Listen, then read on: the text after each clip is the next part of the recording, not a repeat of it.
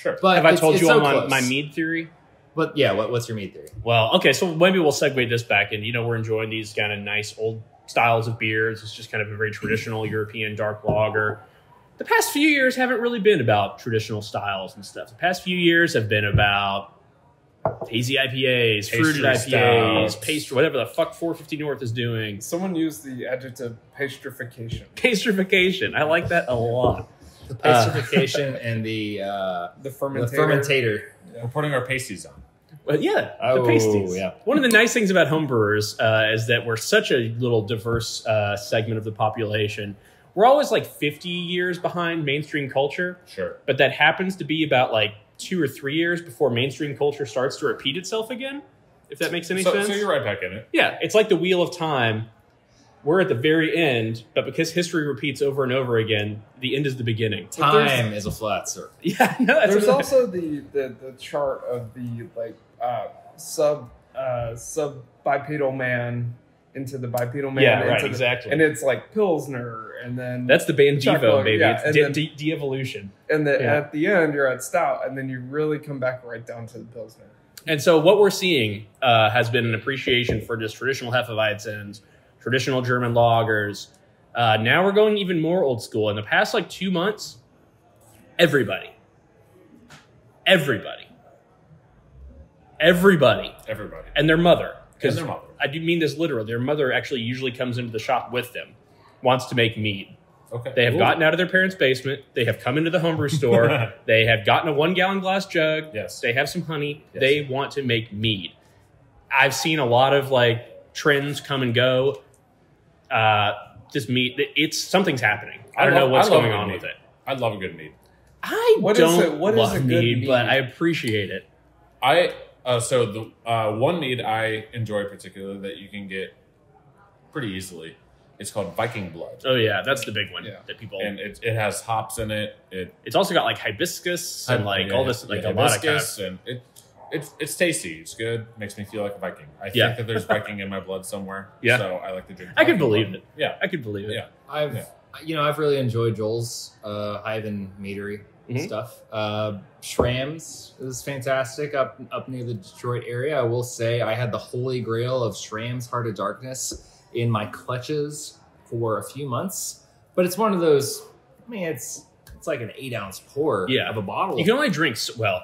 But here's the thing: You can drink more than that, but it's only a good idea to that drink so much 8-ounce mead. pour or whatever it was. Yeah. 10 ounces, 12 ounces. It was a small amount. It was a very small It's bottle. 187 milliliters.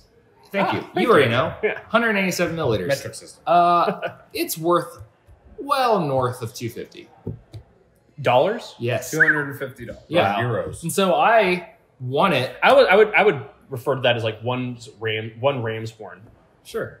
I have one. of those. I won Me too. it. Yeah, me I too. won it off of a shady duck racing website that we won't talk about. But it was one of those things. Just like, do I really care about mead that much to where I can drink it, Yeah. or do I want to say I gained $242 Yeah, in the right. transaction Right. and sell it off again? So what Michael is telling us is that he really doesn't like mead that much. I don't like. No, I do like mead. I just like $242. Not that more. much. Yeah, exactly. And in that point, I'm just like, okay, but Schramm's is really good though. I will say I've had other Schramm's. Don't know what I had off the top of my head. Great meadery. Next time I'm in Detroit, I'm gonna go there again. I had some at a local beer store type bottle shop. Didn't get to go there instead. Fantastic. Well, so I'm willing to go out on a limb here, and history can prove me right or wrong. But I think that some kind of mead movement is coming, and it's going to last about 18 months, and then we'll figure out what else we're doing. But why do you think that is? The only reason that I think that it is, I can say why I'm saying this, and then we can talk about why we think it is. It's just because it's happening. It's happening in the store honey every is really day. expensive right now. It's very right? expensive, more but not if you have honey- bees. A lot of people have bees now. Most of the people who come in, I say, yeah, the hardest part's just going to be finding honey. And they say, oh, my neighbor has tons of honey, and this is why I was interested in this. I have a dog. I don't have bees. Yeah.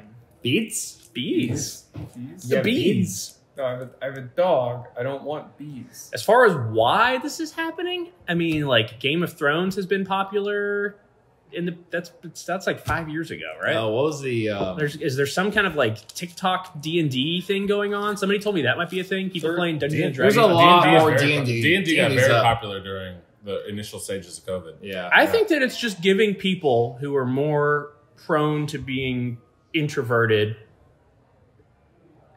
the inspiration to make some of their dreams of making mead a reality.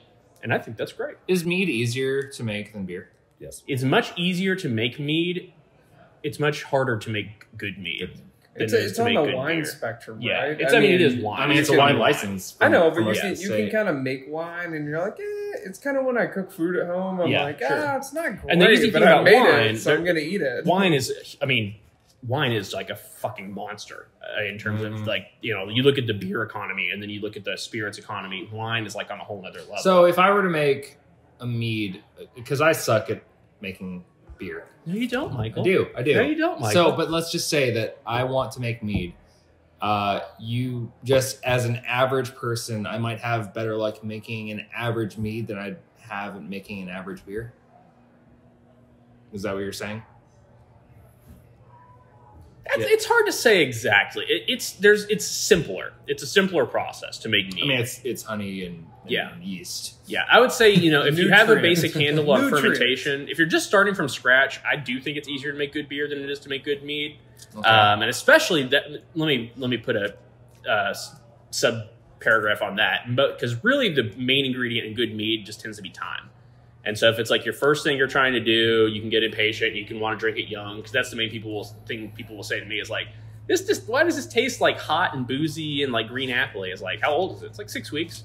It's like, well, it needs to be like 6 months old, if not like 18 months old, before you really start drinking So on it. you're- Unless you're super meticulous with your firm yeast management, basically. So you're seeing an uptick in people wanting to make mead. yes, And- uptick does not begin to describe. Okay, so Order of magnitude. But here's the question. So at this point in Louisville, we're seeing a big growth in the beer scene.